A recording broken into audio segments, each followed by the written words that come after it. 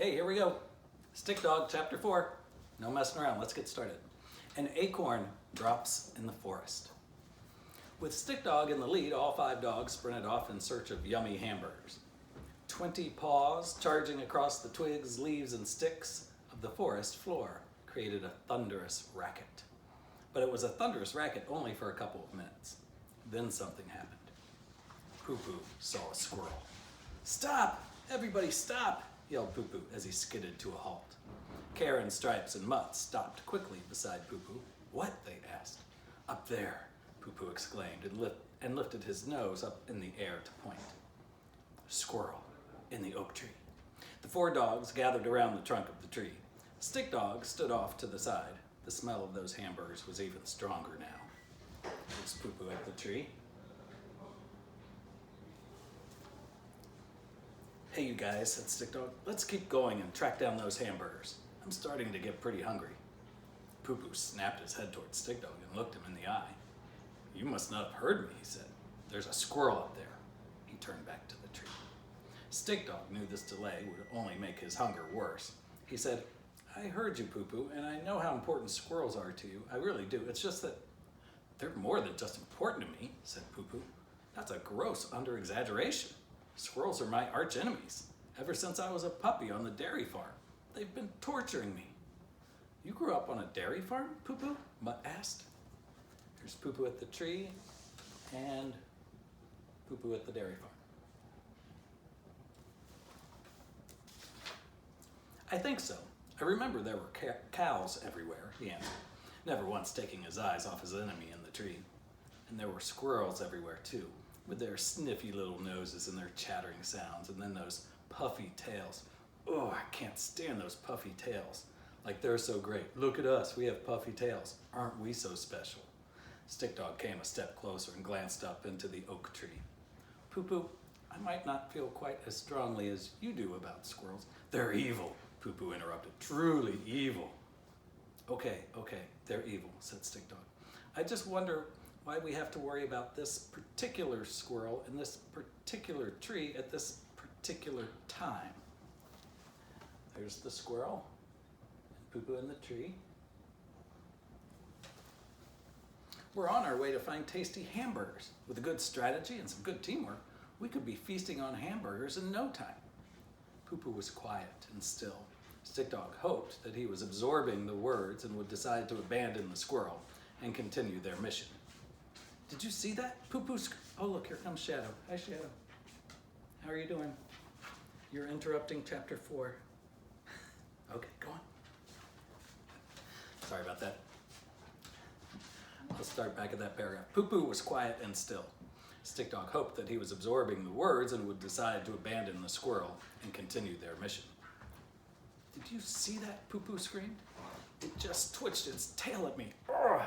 I can't stand it when they do that. That drives me crazy." "Could you just forget about it this one time?" Stick Dog asked. Poo-Poo paused and considered. "Well, maybe." And then the squirrel dropped an acorn on Poo-Poo's head.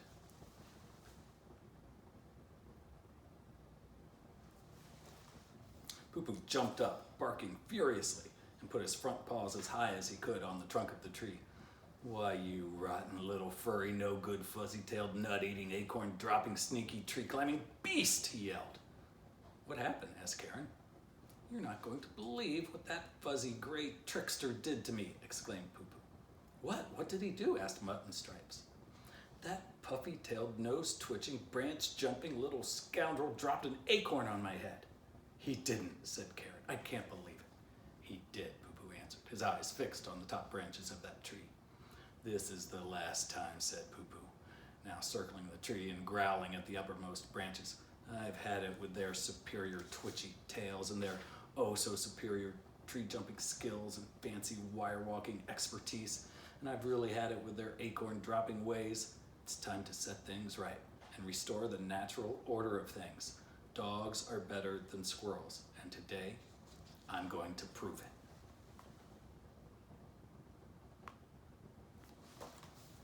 He's pretty worked up. "How are you going to do that, Poo-Poo?" asked Karen. "I'm not sure, but I'm thinking I'll just wait here until that squirrel comes down," said Poo-Poo. He stopped and brought a paw to his chin. But that might be a while. That nasty little gray fluff ball probably has a stash of food up there somewhere. That would be just like a squirrel. So what are you going to do? Asked Mutt. I'll just have to find a way up. Now, I don't know if you know this or not, but dogs can't climb trees. And this presented a dilemma. Do you know what a dilemma is? It's when you have a choice among things to do, but none of the options is very good. Let's see. Let me think of an example. Okay, here's one. It's dinner time and you have two vegetables to choose from, overcooked green beans or steamed cauliflower. And your mom says you have to pick one. You, my vegetable avoiding friend, are now faced with a dilemma. Here's cauliflower and brains. Actually, I don't mind cauliflower that much, except it kind of looks like brains. And let's face it, that's not something you want to be thinking about when you're eating. I just ruined cauliflower for you, didn't I? Well, enjoy your overcooked green beans. So Poo-Poo's dilemma was this. He could wait for that squirrel to come down, which could take forever, or he could find a way up, which is pretty tough for a dog who can't climb trees. After a few laps around that tree, with his face contorted in deep thought, Poo-Poo stopped and stood before his four friends. Does anyone here have a huge rubber band, he asked, about 6 feet long and really, really stretchy? Stick Dog shook his head. So did Karen and Stripes. Fresh out, answered Mutt. Why do you want one? Asked Karen. Well, with all the trees around here, I thought I could string a giant rubber band between a couple of trunks to create a slingshot. Then I could shoot my way up there to get that whisker-twitching menace to society. That's a pretty good picture. I love that one. Mutt, Karen, and Stripes nodded in understanding. Stick Dog didn't say anything. How about a cannon? Anybody have a cannon? Poo-Poo asked. Same principle as the slingshot, just a different kind of shooting mechanism. Anybody? Stick Dog, Karen, and Stripes shook their heads again. Not with me, replied Mutt. There's Poo-Poo in a cannon. Dang it, Poo-Poo said.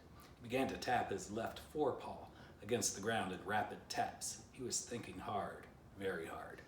I got it. Somebody here has to have a trampoline, right?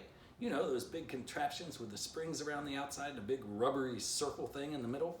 I've seen humans jumping real high on those things. Do any of you have one of those? Anyone? Stick Dog said he didn't. Stripes and Karen did the same. Mutt splayed his legs and shook his whole body as if he thought there was a chance a trampoline might fall out of his fur. He studied the ground beneath him and seemed disappointed to find there was no trampoline. Not today, he answered.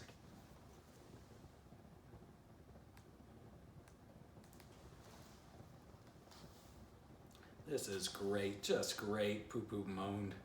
Here I have this devious, conniving chatterbox practically within my grasp, and I can't finish the job. Finally, Stick Dog rose to his feet.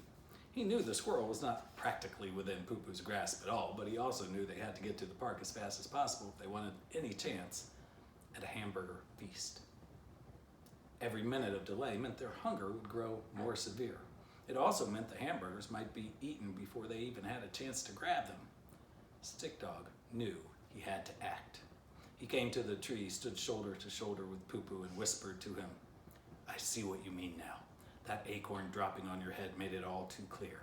It's time to deal with this tail twitcher. Poo-Poo, clearly surprised, turned his head and stared at Stick Dog. Poo-Poo's right, Stick Dog shouted up in the general direction of the squirrel. He couldn't really see it, but that didn't really matter to him. I've had it with sniveling, tail-shaking chattermouths like you. Mutt, Karen, and Stripes all stared at Stick Dog too, curiosity and surprise on their faces.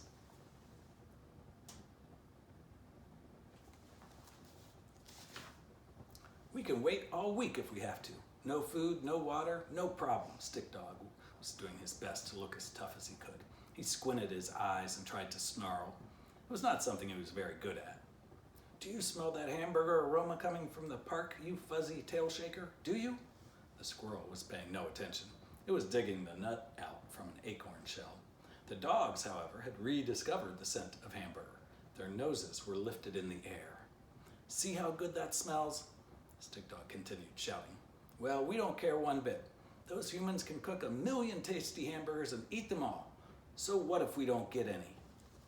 Here they are smelling the hamburger aromas. Stick dog? Mutt whispered. There was a look of concern on his face. If we have to wait until we're just skin and bones and grilling season is over and we never eat again, that's fine by us, Stick Dog continued. Stick Dog, could I have a word? Asked Karen. She appeared bothered as well. Stick Dog pretended not to hear her. He shouted, "Hey, you up there! I want you to know that I agree 100% with Poo Poo. I'll gladly sacrifice a chance at delicious, juicy hamburgers. So what if we haven't had anything to eat since yesterday morning? So what if we never get another chance like this again?" "Excuse me, Stick Dog?" said Stripes. But Stick Dog went on. "I know that meaty juice and smoky flavor will be the best we ever tasted. And it would be so nice to have warm food for a change. We almost always find cold food. We never get warm food like hamburgers from the grill, but it doesn't matter. We're not going anywhere." "Stick Dog?" Poo Poo tried to interrupt, but Stick Dog kept going. "Just to show you how committed I am, I'm going to take a big sniff of the air and not leave. Are you watching?" Stick Dog took a huge sniff of the air, and as he suspected they would, the other dogs did too. Here's Stripes sniffing. The wind was drifting in the perfect direction, blowing the mouth-watering hamburger-scented breeze right to them. He heard the slow, deep rumble of the other dogs' stomachs. From the corner of his eye, he saw Poo Poo close his eyes and lick his lips. "Doesn't that smell extra delicious, Mr. Twitchy Pants?" Stick Dog called to the squirrel. "I can almost taste them. We don't care, though. We're not leaving. No way." "Hey, Stick Dog?" "Yes, Poo Poo," Stick Dog answered, not lowering his head yet. There they are smelling. "I'm thinking," Poo Poo said, "that maybe we should get those hamburgers and worry about proving our superiority to squirrels later." "Are you sure?" "Stick Dog," Poo Poo declared, "I've never been so sure of anything in my life." Stick Dog lowered his head and stretched his legs, preparing for the rest of the journey to Picasso Park. "If you're sure that's what you want to do, Poo Poo."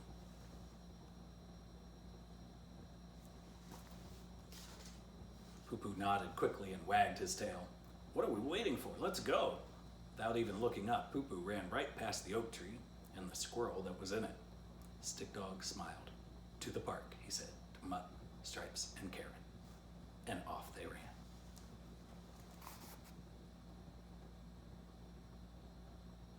That's the end of chapter 4. Pretty sure? Yep. So, let's do a drawing lesson. We got 2 more characters. We got Mutt and Karen. Let's do Mutt.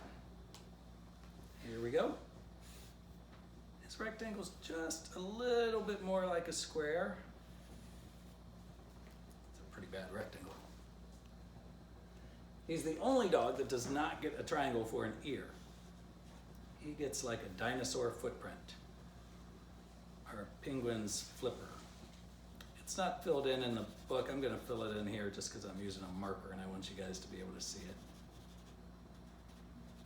Somebody told me a couple weeks ago it looks like a paper airplane. Now, because his body is a little bit more like a square, we're going to change the proportion of his face to match his body. The way we do that is we make the top of the pair of pants just a little bit thicker than the bottom. I'll show you what I mean.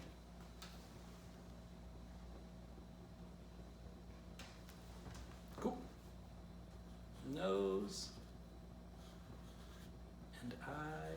No eyelashes. Mutt's a boy. Next one's a girl. 3 boys, 2 girls.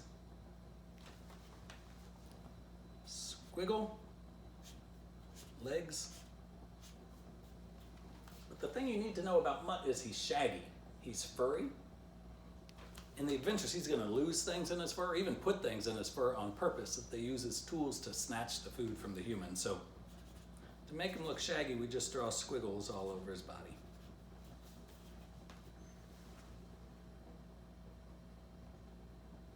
That's Mutt. He's the most sensitive of the 5 dogs, which is fun for me to write about. M-U-T-T.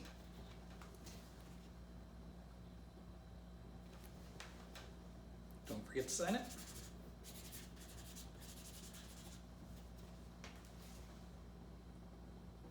All right, cool. Next up is chapter 5. See you there.